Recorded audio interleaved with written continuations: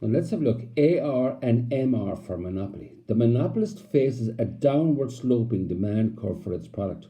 To sell more, it must lower its price. As price goes up, demand goes down. As price goes down, demand goes up. If AR is downward sloping, then AR is greater than MR. Now we've looked at this before, and you can see there's the AR, it's downward sloping, and AR is greater than MR, other than at its starting point. And there's the diagram for it. You can see that AR is greater than MR. Where MC cuts the MR cost, the monopolist will maximize profits. Remember now, profit maximization goes where MC is equal to MR and MC cuts MR from below.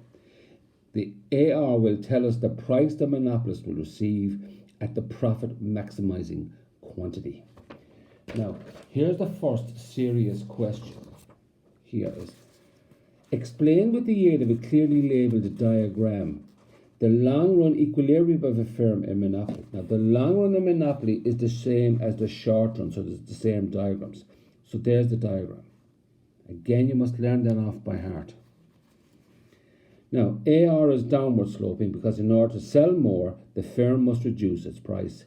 If AR is downward sloping, AR is greater than MR. The AR curve is inelastic because there are no close substitutes available. The AC curve is U-shaped, and the MC curve cuts the AC curve at its minimum point. Profit maximization occurs where MC is equal to MR and MC cuts MR from below. Supernormal profits are being made at PATS. The firm will produce quantity Q and sells at price P. Note, the firm is not producing where costs are at a minimum. That's point T. And look at that on the diagram. And you can see it is not producing where costs are at a minimum because it doesn't have to. Now, this leads to an interesting question. Does monopoly lead to the inefficient use of resources? There is nothing to force the monopolist to produce output at the minimum cost. His equilibrium output is not necessarily at the lowest point on the AC curve. Now, we've seen that in the previous diagram. The monopolist makes supernormal profits by 1. Holding down output, 2. Maintaining high price. He can do this because there are no other firms in the industry. Now, another way of looking at this would be costs are higher in monopoly than they need to be, i.e. they're not controlled, they don't have to be. Profits are higher than they need to be for production to take place.